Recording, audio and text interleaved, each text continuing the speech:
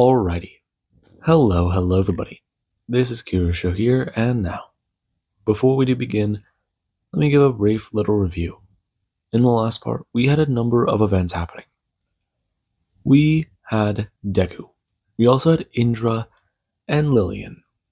Now, Deku, after discovering that Indra had a small clutch of eggs, she laid 3 of them, he started to reach out to Kiros to figure out how all of this might exactly work.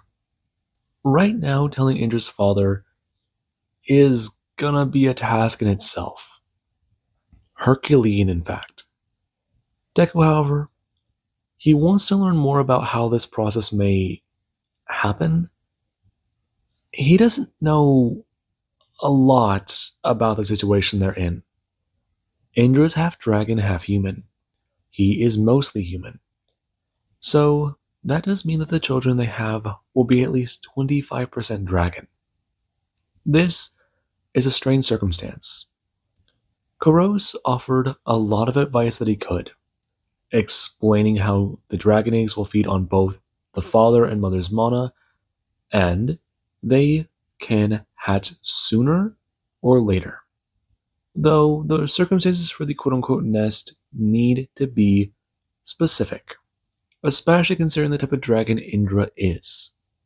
Now, after that conversation, the man even asked about Deku's knowledge of dragons, to which the two then figured out that Deku should create a mental facsimile space he could use to pull from. Basically, take that pile of knowledge and organize it by putting it on the shelves. In Izuku, he spent a little bit of time handling that part. However, upon talking with Indra and even learning that Erodos and many of the other warriors from Granala want to spar with him, that meant something else. He didn't think that he was in the right spot to become someone's mentor.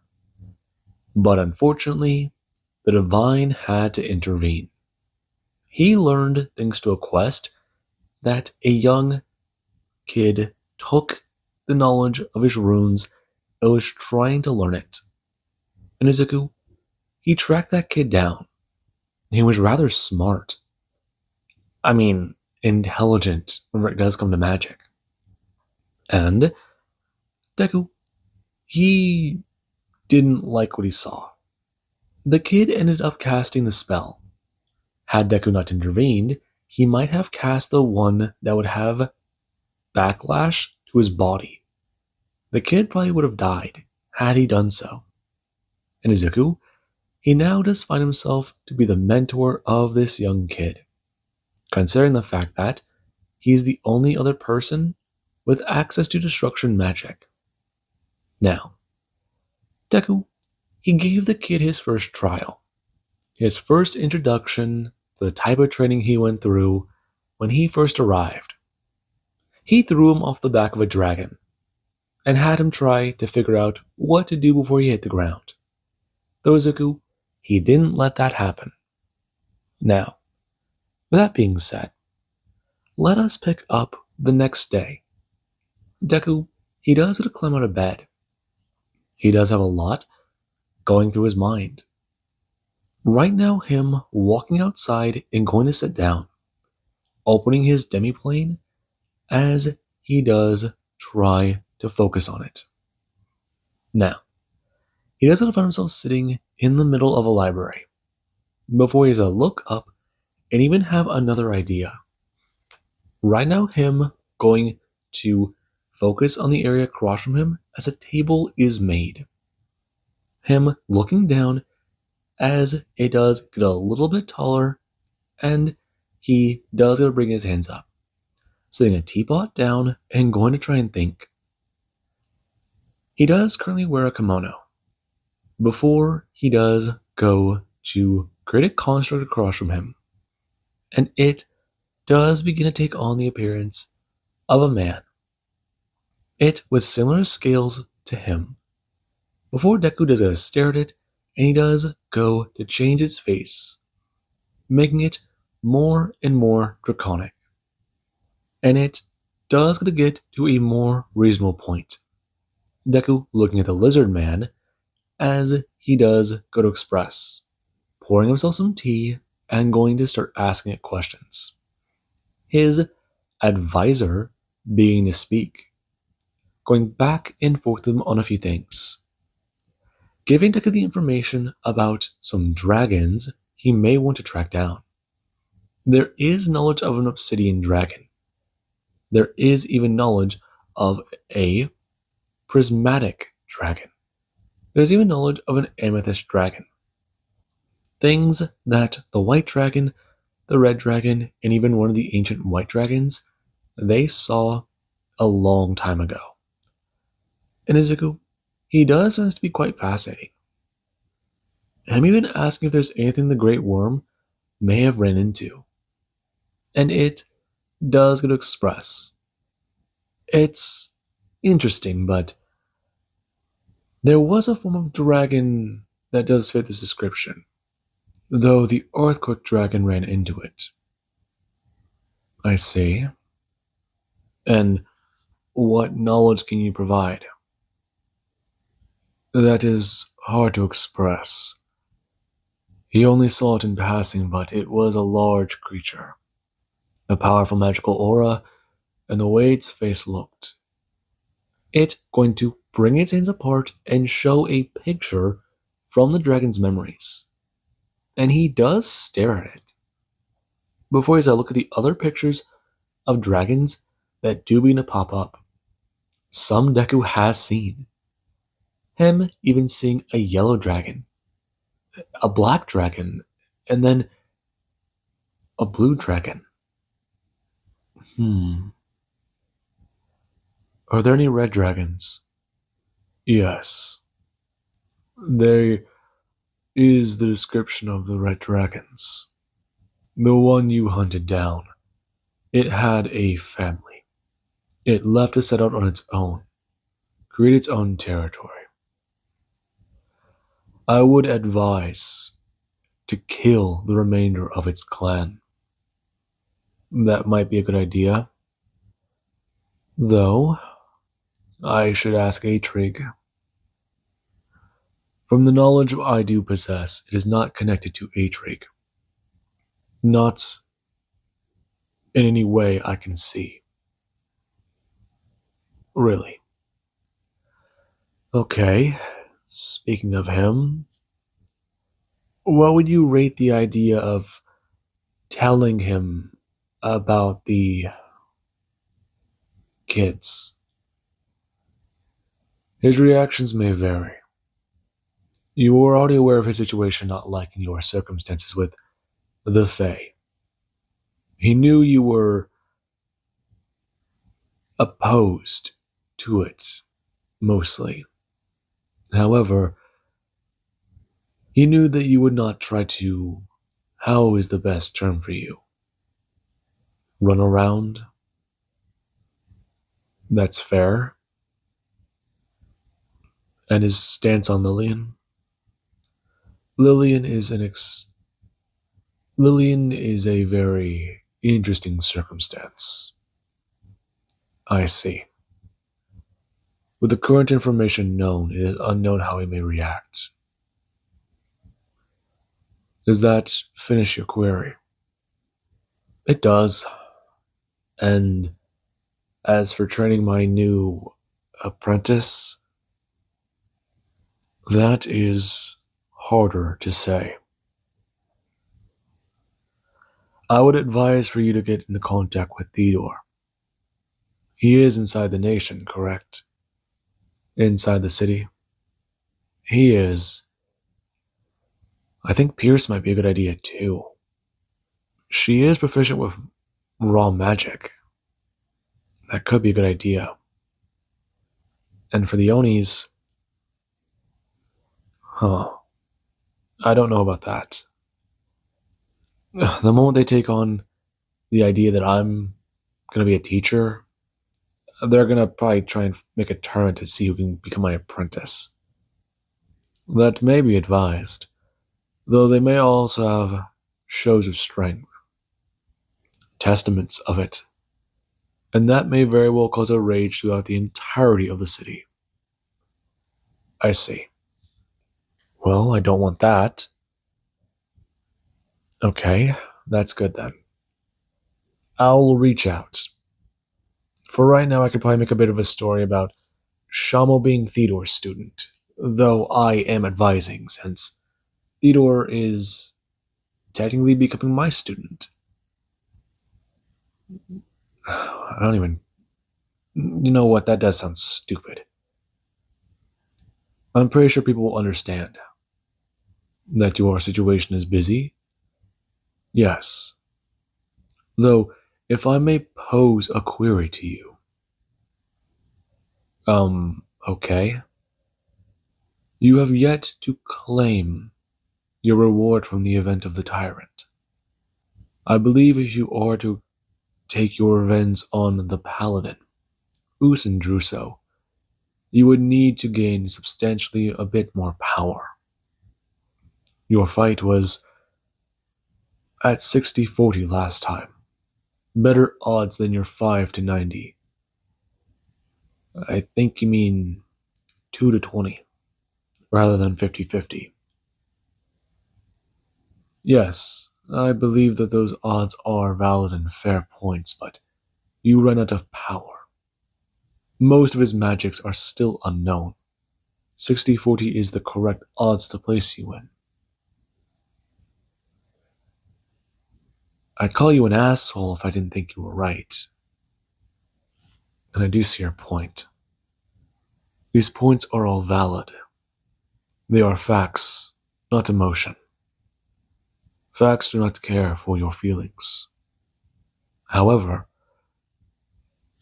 do you believe your revenge will cause great effort into damaging the Demon Lord's forces? He's the second. Yes, and we do not know what role the tyrant may have played. Huh. That is an interesting question.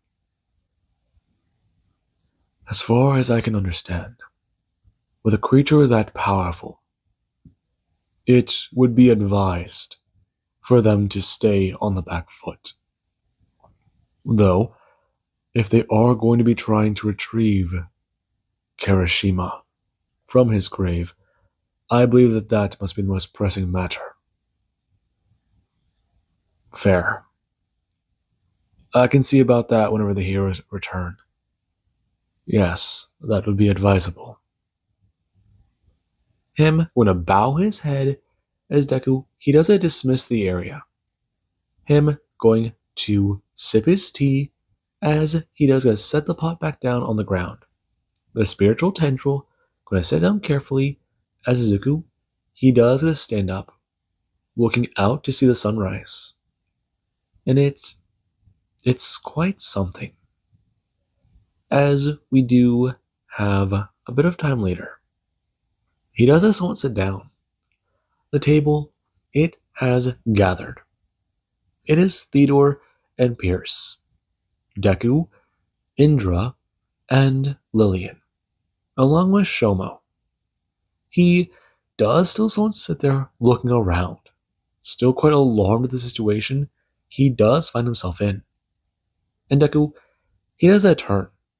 Right now, him going to toss into the ground as he does going to flip the plate down to the two dragons.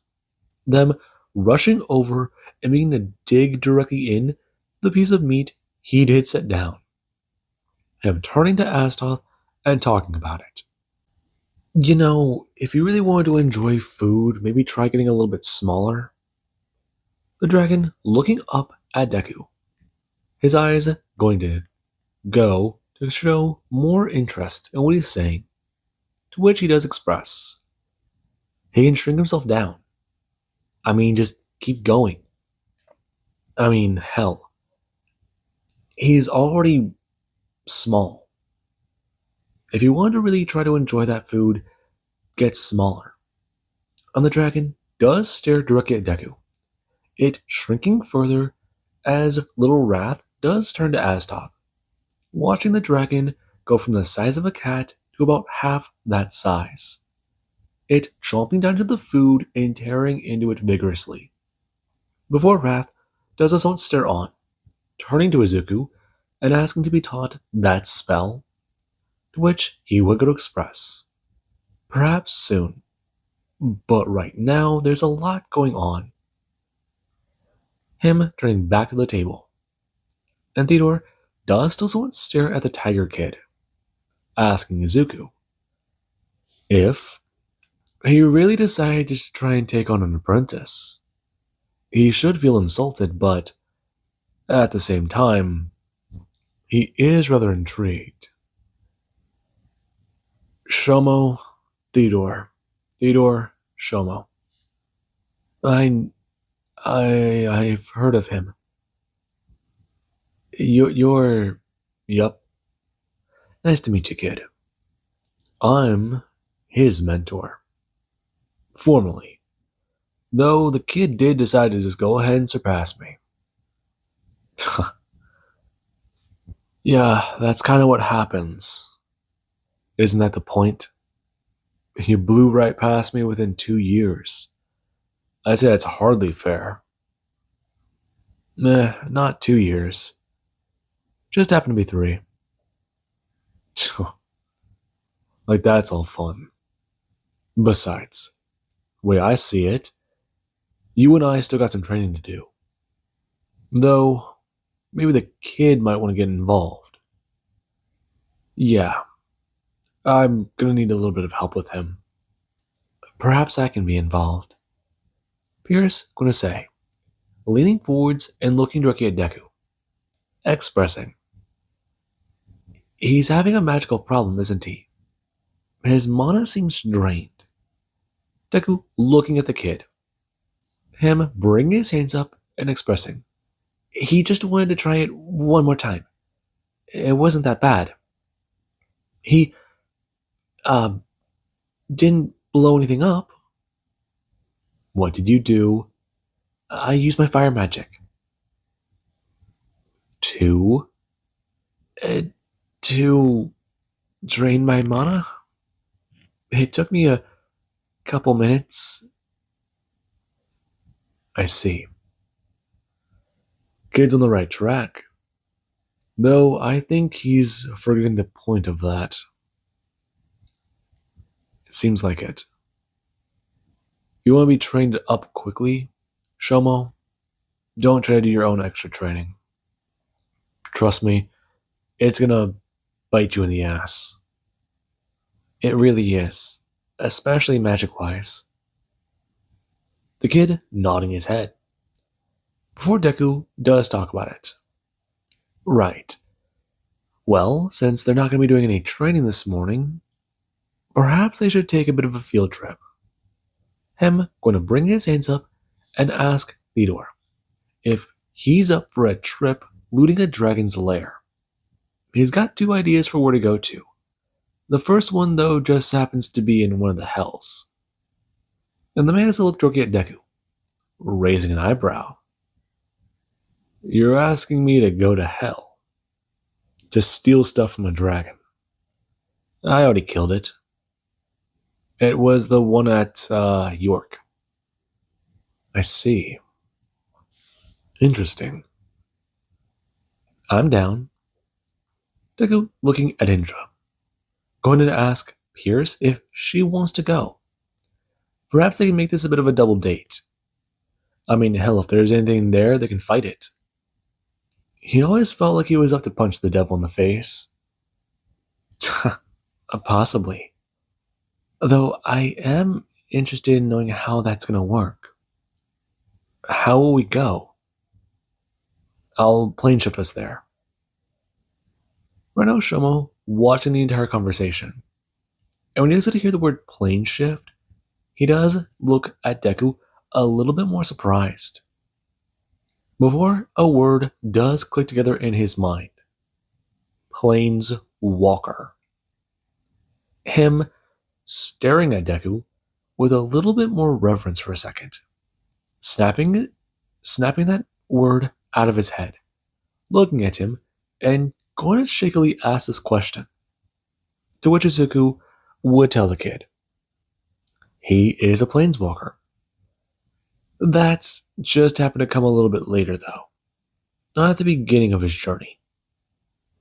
Right now, though, is he done eating? Uh, yeah, good. Lillian, I'm fine. If it's all nice and good with you, I would like to stay here. Are you sure? I know exactly where its lair is. It's a pop in, pop out after looting thing. We don't gotta walk. Hmm, I am interested. Though, will it be bad? I'm not sure. I can tell you it will be hot, but I could just use an aura frost to keep us cool. That's possible? Him nodding to Shomo, expressing. As he said before, though, do they need a minute to get ready, or is everyone good to go? And right now, everyone, they do look around the table. Lillian again expressing her reluctance to go. Though Deku, he does promise to bring back anything in a book she might find interesting. Whenever Deku does a stand and pull her into an embrace, along with them going to kiss, the kid does just want to stare at that. Before Deku does a turn back, her walking off as he does begin to express, for everyone to gather together. Him bringing his hands up and going to wrap an arm around Indra. Right now, Deku going to bring a hand up and grab directly on to Theodore's shoulder. Pierce holding onto him as Shomo does grab on to Deku's hand. Him going to hold on to Deku as everyone they do get surrounded by the aura. Them going to vanish. As they do arrive in the dragon's lair. Them popping up as the heat, it does begin to hit them. Deku bringing the hand up and waving it around as it does take a bit more effort than he thought. The ice magic pouring into existence as the heat does going to dissipate. And they all do a suck in a cool breath as they feel a lot better. Then looking around. And he does get a stare. They're clearly in the side of a volcano, if he had to guess. Well, he doesn't really have to. Okay, so let's see. This is the. No, this is the sleeping room. That's the lava stream down there. And him looking up, seeing that right now he does find a large flowing pillar of lava that is being held back by a strange force shield. Him not questioning it and watching how it does it flow around and above him. Actually finding that to be a little interesting. He's using a spell to hold it in place. Though clearly, it's not going to be like that for very long. The place is actually nice. Him turning, walking down the corridor and wondering about it. And the corridors, they do begin to shrink. Them going from the large, wide open corridors meant for a dragon to being more human sized. And they do begin to navigate down the tunnels, going around and through some of them, walking into rooms that do seem rather strange. Though Izuku does find one that does have a ton of different clothes, some of different design, some with intricate little details, and even trinkets. Clearly, these were the disguises it wore during its impersonations and infiltrations of different kingdoms. Him walking over and looking down at the map of hell, being quite intrigued as he does get a wave a bit of a hand. Thinking about it, it feels so weird to walk through this place, especially with the memories in his own mind. It feels like home, but it's not. Him going to set one of the pieces down and turn to the clothing, walking over and inspecting some of it. The materials are different, strange. Some of it is enchanted. And he does even go to walk over to a jewelry box that does stand there. Him pulling open this extravagant cupboard and seeing the myriad of items here. Rings meant for women, some for men, pocket watches, necklaces, enchanted items. I mean, there's even a pair of golden bracers. He's not sure what those are supposed to be, but he's fairly certain those are meant for a warrior. And looking through the man's memories, these were all planned out. A highly intelligent creature. Him hearing a shout from down the hallway. When he does come running, he does go to make his way down the corridor and into another room. Before he does see that Theodore does hold up his weapon to somebody. Deku stepping through as he does see a man holding up a spell, along with a extended hand towards all of them, talking about how if they don't leave, there's going to be problems. And Deku does glare at the person, as right now he does get to express that's not how this is going to go. Beginning to look into their mind. And when the person does get a step forwards, trying to intimidate Deku, he does go to create a wall of force in front of everybody. Before he has sent his spirit out, crashing into the person. Them being quite alarmed as Deku, he does go to watch the person crash to the ground and then try to get back up. Them roaring out in anger about why they're here. Deku not listening, as right now he does go to toss the man around. Him being beaten into the dirt as Deku, he does to walk away. The man getting back up and causing Deku to actually somewhat turn, being a bit more alarmed, since he's more durable than he thought. And he does begin to rant, expressing about how he is one of the lords of hell, and he will not be treated with such disrespect. He came here to claim his contract, and the beast is dead. It now falls to his hands to be the person benefiting from it. Now, leave this place. Really? I don't think so. The fact of the matter is, I killed that creature, so its rewards, all its loot, items and possessions are mine. This is my home now, and you're inside of it. And I don't take kindly to intruders. Really now. You cannot kill me, mortal. I can never die. Really? Deku raising an eyebrow. So, is that why you're so strong? Yes. As you see, I cannot be killed by mortal means. Oh, I'm going to enjoy this far more than I should. Him turning, talking about how they should go find the dragon's lair. He's pretty sure the kid doesn't want to see this. Theodore and Pierce walking by. The man going to throw an attack towards them. Deku going to blitz the man and go to sever his arm in an instant. Him holding up his Tanto and going to put it to the man's throat.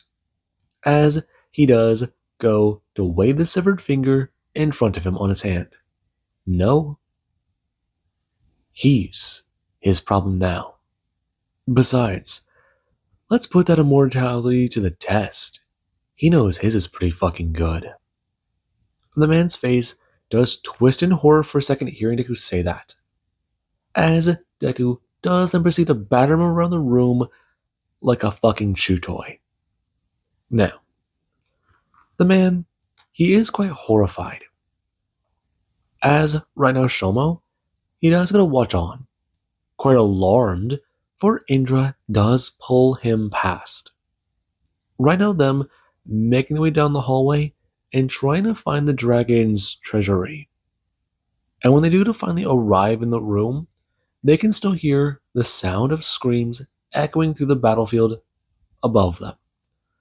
Though, whenever it does to finally fall silent, they do begin to assume the man either tried to run off or he found a way to die. And that is a little bit more horrifying to think about, as they do so stand in a room. Indra's inspecting the books that are all on the shelves here. She's looking over the railing and seeing the massive treasure hoard that's been built over however long it's been alive. It was a worm. Oh, worm? Yeah. It's been alive for a long, long time, so she almost does want to jump into that pile of gold and see how deep it does go. Though she's sure there's gems, rubies, diamonds. Hell, there might even be armor and weapons down there. That thought interesting her quite so. And she does go to flip through a page of a grimoire. Her intrigued to read through it. It's about fire. Unsurprisingly. But not even that. It's about how to use it in advanced forms, different spells, different attacks. It's so impressive. This interesting her. As over Deku does to finally walk into the room, he does this little whistle. Him looking at some of the books that are on the shelves. Before he does a walk over to the railing and look down, seeing that the lava flowing above them and down the strange force in the walls, it does continue to light up the entirety of the lair. Though the shining gold underneath them, it does brighten the entirety of the room. And Izuku, he does a stare at some of the weapons that are down there, along with even some of the other pieces of armor that he does get to see. Though he does wonder if there's any valuable ores down there. And that thought, it does catch his attention. He's not sure what type of stuff might be here, but the weapons this plane of reality must produce, they might be strong. If they're better than adamantine, that might be up for debate, but infusing it into his sword could be an option if it does prove to be valuable. Powerful and strong? Definitely. Though, his armor already did mend. He probably should try to find the enchanter. They did travel pretty far just to try and finish that damn project. Though, right, they teleported him. This was his mind, passing by quickly as he does a look around, walking over and finding another grimoire. Him looking at the thick text and even some of the scourge marks that do sit on the front of it. Him reading through the book and expressing about how this is interesting. The two, both talking as Pierce and Theodore, they can be heard messing around with some of the weapons inside the lair. And they do get to looting. Right now Izuku increasing his treasure hoard significantly, along with taking the books and gear out of here. And by the time they do to leave this place, the place is bone dry. Not even a piece of gold left behind. And Izuku, he does remember what that one man talked about. The contracts it had. Wondering about that. He is highly intrigued. They didn't find any sort of written deals here in the treasury. Though, maybe check that drawer? Where would the deals be? Yeah, okay, it's there. It's in that room at the very least. Him muttering to his advisor about this. And when he does a walk back through the lair and go up there, they do get to pass by the area Deku fought that man on. Though Shomo, he does avert his gaze, seeing the massive pile of blood that does get someone sit there smeared against a wall. As he does go to turn and look back at Indra, her not being fazed by it, as he even is going to look back and see that Theodore and Pierce, the two, they gave it a brief glance, but not much else. And when they did get back to that room, they even started to explore a few of the things that the man had here. The clothes are elegant, simple, modern. They're incredible. And Deku, he doesn't even get a turn, going to adorn his horns with some of the tiefling garments. As the jewelry, it does get a hang. Him asking about how it looks. And Theodore does get to someone say a snide comment about how he's pretty sure that would be something interesting to do. Give the enemy another reason to yank on his horns. Please. I'm pretty sure they can't break. Pretty sure isn't sure, kid. Or did you forget my teachings? Oh, please. I'm sure I can handle it. Not so sure of that myself. Though, if you are going to be stupid, go ahead. Block your line of sight. Might make our spar easier. Him rolling his eyes, as he does gonna pull the items off and still talk about it. Some of this stuff could be interesting though. I mean, it does make sense. Him holding up an item that clearly is intended to be slipped on to an Oni's horn, if not even a tiefling horn. His are slightly more curved, but he's pretty sure with some bending that could be fixed to fit these things. And they do go to grab the contracts. Deku going to put them in his inventory and think about what to do with them later. If he can, perhaps he can try and sway some of the residents of Hell to his fight. Though he will have to try and go over some of that later. Rhino and them going to teleport back to the castle as they do go to arrive. And Deku, he does a turn and look at Shama. And the kid, he does go look around the area and still have that look of wonder on his face. Deku walking over and going to hold something out to the kid, talking about it. Was that a bit too much for him? He does kind of forget how crazy some of the stuff might be. You just fought one of the lords of hell. Not really was much of a fight. You punched him into a mist. Yeah. Listen, he wasn't even really supposed to be there. I'm impressed. I didn't know that. I don't. Deku going to hold out a dagger to the kid. The kid looking at it as he does it, pull it free for a second and stare, expressing, right, this is a bit more of a thief's dagger, but it will still be something good to use. They're going to be doing some combat training later.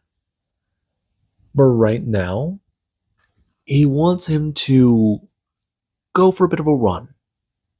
Don't take the knife and don't whip it around like that.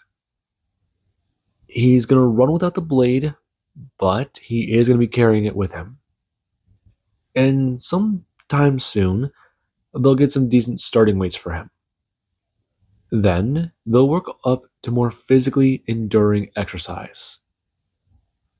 Okay, but I'm not sure how I understand this. Afterwards, you'll do some meditation. You'll try and pull in some of the magic. When your body gets used to the magic you're carrying around, it forgets that it can lose it all. Though when it does, it will refill naturally. Though, if you do decide to, let's just say, meditate, you also can pull in more. Pulling a little bit more every day, you can get stronger. Over time, that adds up. That is correct. Pierce going to express. Deku looking at her as she does go into a bit more of a rant, expressing. That could be done for a lot of things. Magical energy is one singular creature, one singular thing. Think of it like nothing is wrong. In a way, it is alive. Think of necromancy. It gives off of an eerie feeling and has a strange green glow. It is a form of magic, but it's been changed in a way. Using raw magic is the best example. But they could even have him cipher from stones. Perhaps even do that to help improve with his knowledge of how to utilize fire mana, or even other types. Deku turning, nodding his own head and thinking about that. That is an interesting idea. Huh. Is there a way to do that? Her pulling out some stones and talking about it. They could see about his attunement with some other stones. She does carry these in her inventory. It's good to know what her allies can use on the front lines. Plus, it's also good for heating up some food. Her holding the fire rock, talking about it. Right. This is a good example. It's something imbued with mana of a type. It took a bit, but it's simple. Stuff that you can use to train around with. A crystal would be better, but, well, she's not carrying one of those around with her right now. Deku turning, as she will bring up a hand and talk about it. There are techniques to do many things like that, but they're far more advanced than what he does have currently now. Though, her holding up a small book talking about it. Perhaps this would be more his speed. Him taking it from her as she does, gonna bring her hand up and gonna flick the kid in the forehead, pointing back at Deku, to which he does across his arms, staring at the kid, who does gonna nod his head, running off to begin his training. And he does a turn directly to Pierce, asking her if she's really not carrying a fire crystal, to which she does shake her head that she's not. She left it in her room this morning. It's in her bag. Him nodding his head, before he does a talk about it. Right, he's gotta go visit some dragons this morning too. Maybe try to figure that out. You're not gonna take the rest of the day off? I might. I'm not sure. I'm just trying to think about how to teach this kid. Not that easy, is it? It's not. I mean, I know what you did with me, but you were a special case. Right now, you're gonna push the kid hard. Though I'd say that's good. See his dedication. Try and see if you can break him down for a minute. Okay, so that is good. I did chuck him off of Astoth yesterday. You gave him that test? So it was an actual test. Yeah, it was. Voss was funny like that. Hell, At this point, I'm surprised the old bastard didn't just keep with the tradition. Chuck a student off a cliff and see what happens. He always had a joke about that. He wasn't sure if it was real or not. I'm sure. Them falling silent. Before Indra does express with clearing her throat, perhaps they should talk to her father? Him turning, letting out a sigh, and talking about it. Perhaps they should. It'd be a good idea to try and get everything in order with that. Though, how pissed does she think he's gonna be? Maybe not at all? I'm not sure. That does all depend. Him nodding. As they do to walk away, there was Deku. Whenever he does sit down, and Indra does try to gather herself with meditation, he does go to open the event rewards. Him looking at this, and it does show a lot of interesting things. Event concluded. The tyrant has been defeated. You have given a majority of the damage. You have gained an event reward. Please select your type. Weapon, skill, armor, and or magical item. Him staring at the selection. A magical item for the tyrant's head. That could be interesting, but he's not sure what he can gain. Probably some creepy flask with eyes on it. No. Or a sword that will scream at him. Maybe not. Okay. Magic item. Maybe a skill. Okay. Him clicking on skills. Before they do go to pop up. Then he does a stare at the rewards. Him going to have his eyes go wide at one of the options. Him staring at it. 1,000 skill points. Him alarmed by that. That's a decent amount. I mean, just looking at those just sitting there, he's tempted just to click on those now. Deku going to shake his head and look at the other skills. And he does see one that is highly intriguing. Veil of Darkness. Summon the Abyss to your location. Ability can be used twice per day. Summon the Abyss and pull any creature you wish directly into it. Will also allow you to call upon creatures of the unknown. Him staring at that, looking away and seeing another one. Eldritch Power will allow you to begin harnessing the power of the unknown. Ability does have many caveats.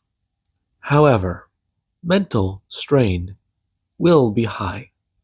Mind stat recommended to be high. Important note. This power will give you insights to many things the Abyss does have. It will also talk with you. Him hearing that. Before hovering over it, it does seem like the magic is trying to call out to him. Okay, no to that. Him turning to the last option. I mean, Veil of Darkness is interesting, but him looking at what it does say. Manifest the Tyrant. Him looking at it. It's an interesting option. I mean, maybe. Huh. But he can use polymorph to do that already, can't he? He knows what it looks like. Its size is colossal, and with enough magical power, he should be able to turn into it. I mean, it might take a minute, but it should work. The creature was colossal. Him turning his head and looking into the abyss, seeing its mountainous corpse floating there. As some creatures, they are swarming it. Lesser creatures of the abyss eating away at it as Deku does blink his eyes, looking away and going to look back down. 1,000 points. Or become the tyrant. That is a tempting offer. A very tempting one. Though, maybe, go back. Items? Or the points? He'll give some thought to that. Maybe ask what Bakugo chose. Him blinking that away as Indra, she does go to shake his shoulder, asking him if he's alright. Him looking up as she does go stand there. Her looking a bit nervous as Deku, he does a stand, bringing a hand up and talking about it. He was just looking at something. It's alright. Is she ready to go? Her nodding her head before telling him about how she thinks it would be best for them to do this. Is he at his lair? Deku going to turn and look towards her home. And when he does see that Atrig does sit there for a minute, he does go to watch him. Right on him calling somebody through a crystal. And over Deku does it to focus in more, he can hear the man's voice. Him expressing about how he can pay them, give them money for the information, and is even willing to exchange some of his own. Though, it will not be that hard. All the person would need to do is understand. If these creatures do come into this reality, they could all be in danger. They have heard the stories. As he's sure, they would not be so stupid as to allow this to happen. The fact he is not trying to march in and claim it does show enough he is willing to negotiate. In fact, the matter is, it is vital. The information is given. I understand your plea, Atrig.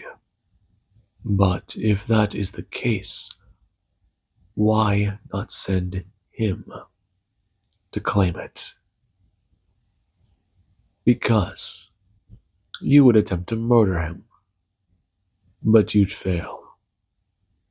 He would ruin your home and leave your spawn without an ancient to cling to.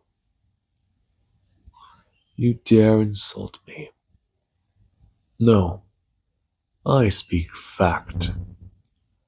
I've seen that one do many things that terrify me. What I saw at Granala meant much.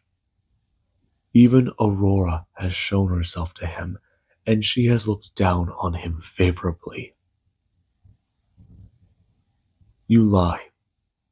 I do not. If I lie, allow her to take my life now. Freely. Given without fear. I know what he has done, because I have seen it. You just do not believe it, that a human could reach into our realms of power and beyond. He is touched by many gods, like they all are. If you do not believe me, Fight him. You'll fail. He'll know where your home is. He'll go and finish out the rest of your blood. Now, we can agree to terms. Come to them. Or do you wish to try and take your chances against him? Go ahead. I will tell you exactly where he is. Interesting, Atrig. I've never heard you speak this highly of a human.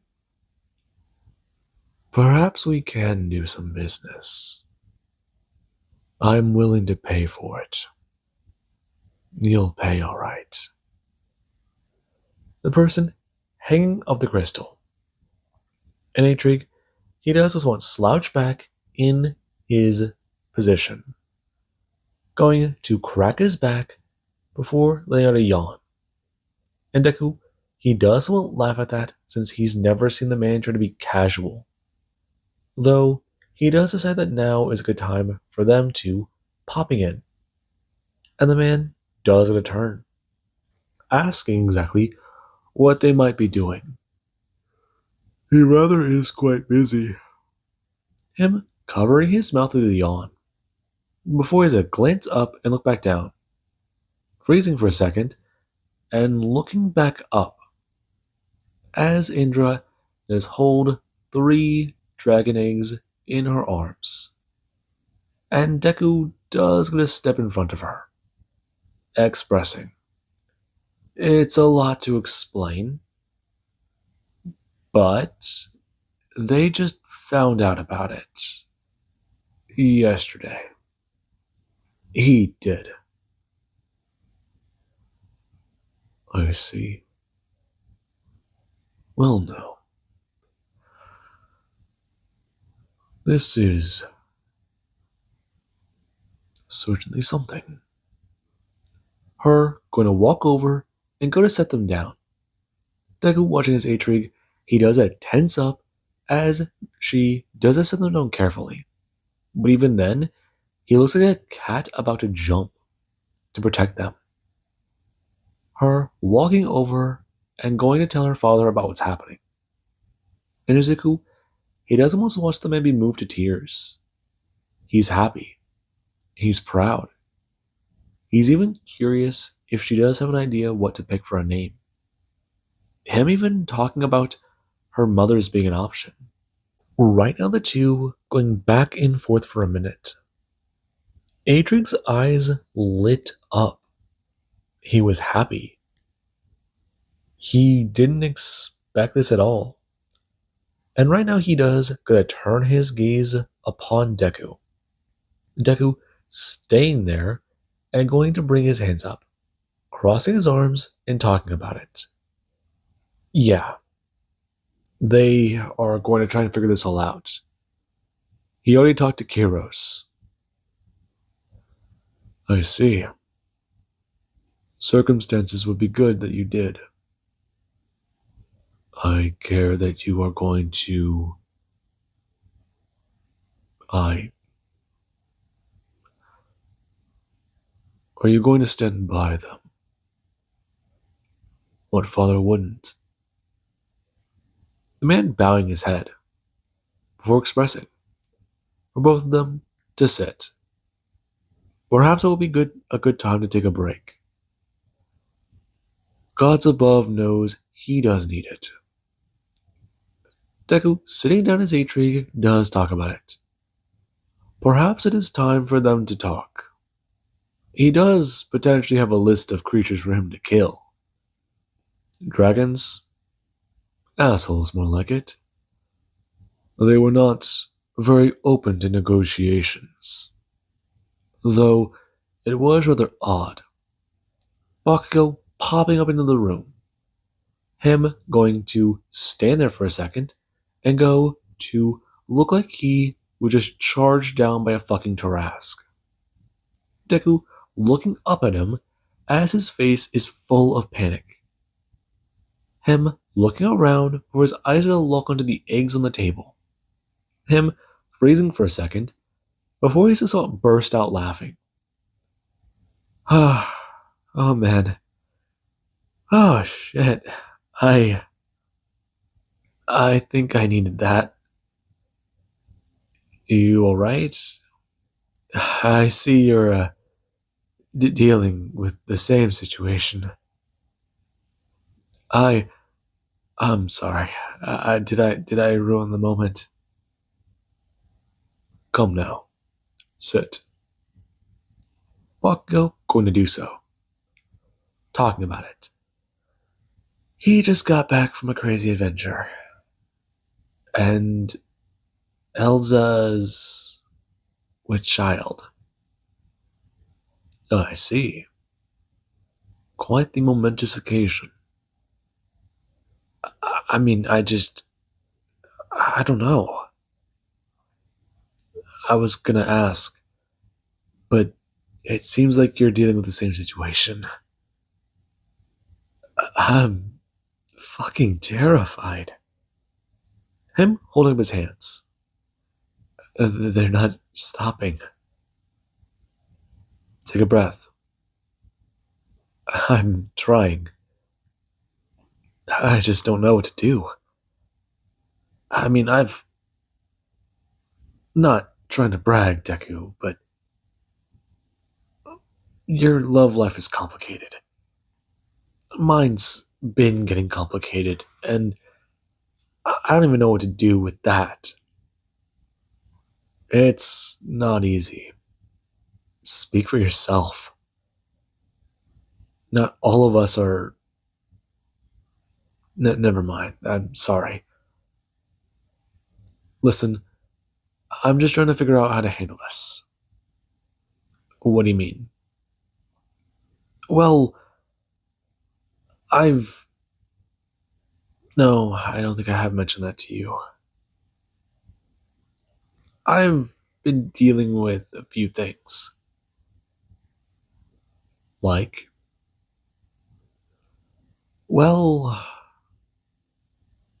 the princess of my nation's after me. I'm with Elsa, and there is this one orc lady that wants to fight me.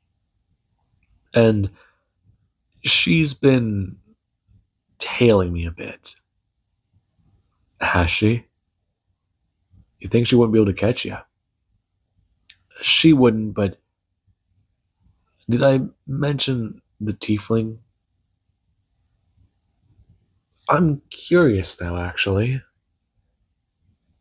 Adrig going to express, waving a hand about how perhaps he should brew more tea. It does seem like someone brought their own. Him glancing at the dragon man, since he just seemed to make a pun. Before, he does try to open the story about how he's gotten in this situation. And Deku, he does just want to sit there. Watching his Bakugo, he does begin to weave a tale about the adventures he's been on since Deku, he left. And this, it does certainly paint a bit more of a picture. Now, with that being said, I do hope you guys enjoyed, and have an amazing day. I'll catch you guys in the next part.